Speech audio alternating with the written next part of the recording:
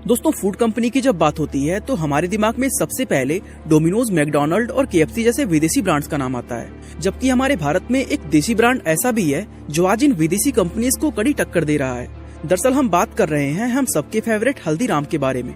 दोस्तों, आपको जानकर हैरानी होगी कि एक छोटी सी मिठाई की दुकान से शुरुआत करने वाला हल्दीराम आज दुनिया भर में 80 से ज्यादा देशों में अपने पांव जमा चुका है। और आज की इस वीडियो में हम जानेंगे कि हल्दीराम के इस सक्सेस के पीछे की कहानी क्या है और वो कौन सी बिजनेस स्ट्रेटजी है जिन्हें अपनाकर आज हल्दीराम एक $1 बिलियन कंपनी बन चुका है। तो चलिए बिना कोई देर किए वीडियो को शुरू करते हैं। दोस्तों, हल्दीराम कंपनी का फाउंडेशन बीकानेर के रहने वाले गंगाबिशन अग्रवाल जी ने सन 1941 में किया था, लेकिन इस कंपनी को बनाने का काम उन्होंने साल 1919 में सिर्फ 11 साल की उम्र में ही शुरू कर दिया था। दरअसल गंगाबिशन जी एक मारवाड़ी परिवार से थे, जिन्हें परिवार में प्यार से हल्दीराम कहकर बुलाया जाता था। और दोस्तों, उन्होंने खेलने कूदने की उम्र में ही अपने पिता की भुजिया शॉप पर काम करना शुरू कर दिया था। उस समय बीकानेर में भुजिया बहुत ही ज्यादा बिकता था, जिसके चलते शहर में हजारों लोग भुजिया बेचा करते थे। और चूँकि ये एक ऐसा प्रोडक्ट था जिसकी क्वालिटी और टेस्ट हर एक दुकानदार के पास लगभग सेम होता था, इसलिए मेन कंपटीशन क्वालिटी का नहीं बल्कि प्राइस का था। दोस्तों, हल्दीराम जी की बात करें तो वे उस समय अपने पिता के दुकान में सब्जी काटने और साफ सफाई जैसे छोटे मोटे काम किया करते थे, लेकिन उनकी दिलचस्पी हमेशा से ही भुजिया बनाने के मेथड्स को सीखना था। दोस्तों, हल्दीराम जी के पिता जिस भुजिया को बेचा करते थे उसकी रेसिपी परिवार की एक बहू ने तैयार किया था। कहते हैं कि उन्होंने जब वो भुजिया बनाकर परिवार के लोगों को खिलाई तो हल्दीराम जी के पिता को ये आइडिया आया कि ये भुजिया मार्केट में चल सकती है, और यही सोचकर उन्होंने बाजार में उस भुजिया को सेल करना शुरू कर दिया।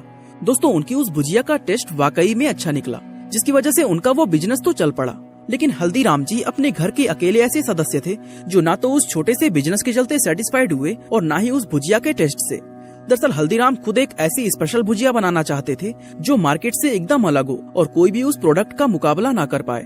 दोस्तों, इस गोल को अचीव करने के लिए उन्होंने बहुत छोटी उम्र में ही नए नए इंग्रेडिएंट्स के साथ भुजिया पर एक्सपेरिमेंट करना शुरू कर दिया था। और काफी सारी चीजों को आजमाने के बाद आखिरकार वे एक ऐसे प्रोडक्ट को बनाने में सफल हो गए जो उस समय मार्केट में किसी के पास मौजूद नहीं था। दोस्तों, हल्दीराम ने अपने पिता की भुजिया में 3 ऐसे मेजर चेंजेस किए जिससे उनकी तकदीर ही बदल गई। इसमें पहला बदलाव उन्होंने ये किया कि वे भुजिया को बेसन की जगह मोट की दाल से बनाने लगे। ऐसा करने से न सिर्फ भुजिया का टेस्ट कई गुना बढ़ गया, बल्कि वो पहले से कहीं ज्यादा क्रिस्पी भी हो गया। इन शॉर्ट, ये एक ऐसी भुजिया बन गई जिसका टेस्ट मार्केट के भुजिया से पूरी तरह डिफरेंट था। इसके अलावा उन्होंने दूसरा चेंज ये किया कि मार्केट में जहां दूसरे लोग भुजिया को 2 पैसे पर किलो के भाव से बेच रहे थे, वहीं हल्दीराम जी ने इस भुजिया का प्राइस 5 पैसे पर किलो रखा, ताकि मार्केट में उनकी भुजिया को एक अलग स्टैंडर्ड से देखा जाए। और लास्ट में उन्होंने तीसरा काम ये किया कि उन्होंने बीकानेर के महाराजा डूंगर सिंह के नाम पर अपनी उस भुजिया का नाम डूंगर सेव रख दिया। हालांकि दोस्तों, उनकी भुजिया का बीकानेर के महाराजा से कोई कनेक्शन नहीं था, लेकिन दोस्तों फिर भी उनका नाम एक ब्रांड एम्बेसडर की तरह साबित हुआ और सिर्फ डूंगर नाम रखने से लोग उस प्रोडक्ट को प्रीमियम मानने लगे।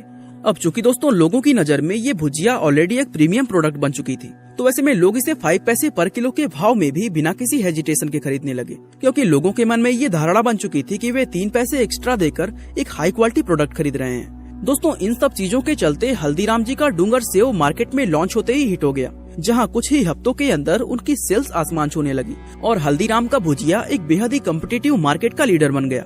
इस तरह दोस्तों हल्दीराम जी ने उस विशाल बिजनेस की एक मजबूत नींव रखी जिसे आज दुनिया भर में उन्हीं के नाम से जाना जाता है।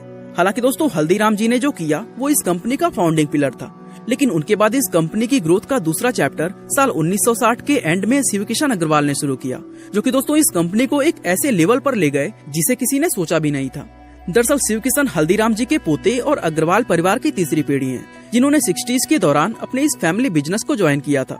उस समय तक अग्रवाल फैमिली 3 अलग अलग हिस्सों में बढ़ चुकी थी, जिनके बिजनेसेस बीकानेर, कोलकाता और नागपुर शहर में थे। इसमें कोलकाता और बीकानेर का बिजनेस तो काफी अच्छा चल रहा था, लेकिन नागपुर के अंदर शिवकिशन जी को काफी स्ट्रगल करना पड़ा।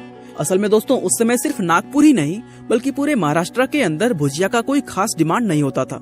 ऐसे में शिवकिशन जी ने महाराष्ट्र के लोगों की फूड हैबिट को जानने के लिए मार्केट रिसर्च का फैसला किया और उन्होंने नागपुर के पूरे मार्केट को खंगाल डाला। इस तरह दोस्तों कई महीने तक रिसर्च करने के बाद उन्हें इस मार्केट के अंदर 2 बड़ी अपॉर्चुनिटी नजर आई। इसमें सबसे पहली चीज उन्होंने ये नोटिस किया कि महाराष्ट्र के लोग उस समय ज्यादा तरह के स्नैक्स के बारे में नहीं जानते थे।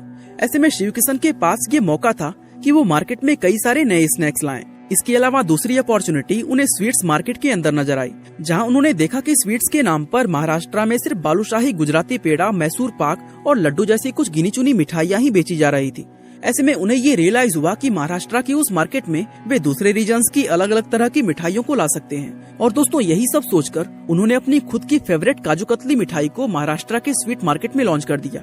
अब चूंकि महाराष्ट्र के लोगों के लिए काजू कतली एक बिल्कुल नई चीज थी, इसलिए शिवकिशन जी लोगों को उस मिठाई का फ्री सैंपल देने लगे। उनकी शॉप पर जो भी कस्टमर आता था वे उसे अपनी काजू कतली जरूर टेस्ट करवाते थे। इस तरह उनकी इस मार्केटिंग के चलते सिर्फ कुछ ही दिनों के अंदर काजू कतली पूरे नागपुर में फेमस हो गई। और दोस्तों इस मिठाई का फ्लेवर लोगों को इतना पसंद आया कि देखते ही देखते इसकी सेल आसमान छूने लगी। दोस्तों काजू कतली के इस जबरदस्त सफलता के बाद उन्होंने महाराष्ट्र के लोगों को बीकानेर और कोलकाता की दूसरी फेमस मिठाइयों से भी इंट्रोड्यूस करवाया। इस तरह शिवकिशन जी की इन जबरदस्त बिजनेस स्ट्रेटजी और टेस्टी प्रोडक्ट्स के चलते सिर्फ 3 सालों के अंदर हल्दीराम की सेल्स 400% बढ़ गई। और दोस्तों ये तो सिर्फ एक शुरुआत थी। दरअसल इसके बाद उन्होंने देखा कि नागपुर के लोग साउथ इंडियन स्नैक्स जैसे इडली और डोसा को काफी ज्यादा पसंद करते हैं और ये स्नैक्स मार्केट में बहुत ज्यादा पॉपुलर भी थे। इसलिए कस्टमर्स को अपनी शॉप पर केवल लाने के लिए उन्होंने खुद का एक साउथ इंडियन रेस्टोरेंट खोल डाला। और जब बहुत सारे लोग उनके रेस्टोरेंट में आने लगे तो उन्होंने धीरे धीरे अपने मेन्यू में समोसा, कचौरी और छोले भटूरे जैसी चीजों को ऐड करना शुरू कर दिया। अब दोस्तों बिजनेस के पर्सपेक्टिव से देखें तो शुरुआत में जब उन्होंने नागपुर के मार्केट में एंटर किया था तब वे लोगों के लिए एक ऐसे अनजान दुकानदार थे जो उनको अननोन डिशेस सेल कर रहे थे और इसी के चलते लोग उनके ऊपर विश्वास नहीं करते थे। इसलिए शिवकिशन जी ने क्या किया कि पहले उन्होंने महाराष्ट्र के लोगों को उनकी पसंद की डिशेस बेचकर उनका ट्रस्ट जीता और जब लोगों को उन पर भरोसा हो गया तब उन्होंने उनके सामने वो नई डिशेस पेश की जो पूरे महाराष्ट्र में किसी के पास नहीं थी और हल्दीराम की सेल्स सिर्फ कुछ ही सालों में नई ऊंचाइयों पर पहुंच गया। दोस्तों अब इस बात में कोई शक नहीं है कि हल्दीराम को इस मुकाम तक पहुंचाने में शिवकिशन जी का योगदान काफी ज्यादा अहम रहा था। लेकिन जो व्यक्ति हल्दीराम को इससे भी ऊपर लेकर गया वो शिवकिशन जी नहीं बल्कि अग्रवाल परिवार के दूसरे सदस्य मनोहर लाल अग्रवाल जी थे। दरअसल दोस्तों मनोहर लाल ने भी इस बिजनेस को आगे बढ़ाने में 2 ऐसी स्ट्रेटजीज अपनाई थी जो हल्दीराम की इस स्टोरी में बहुत बड़ा गेम चेंजर साबित हुआ। दोस्तों ये 80s का वो समय था जब कोई भी ब्रांड पैकेजिंग पर खास ध्यान नहीं देता था। ऐसे में मनोहर लाल ने अपने ब्रांड को और ज्यादा फेमस बनाने के लिए हल्दीराम की ब्रांडिंग के साथ महंगी और प्रीमियम पैकेजिंग का इस्तेमाल करना शुरू कर दिया ताकि लोगों को महसूस हो कि वो मार्केट के एक ट्रस्टेड प्रोडक्ट को खरीद रहे हैं। उनके ऐसा करने की वजह से लोगों के बीच न सिर्फ ब्रांड अवेयरनेस बढ़ी बल्कि साथ ही हल्दीराम के लिए लोगों का ट्रस्ट पहले से कहीं ज्यादा मजबूत हो गया।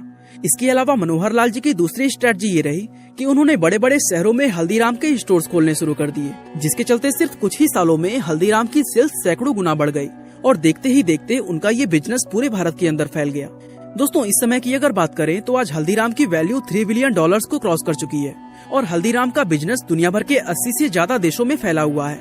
दोस्तों अग्रवाल परिवार की 3 पीढ़ियों ने अपनी मेहनत और लगन से जिस तरह एक मामूली से भुजिया के व्यापार को इतना बड़ा बिजनेस एम्पायर बना दिया वो वाकई में हैरान करने वाला है।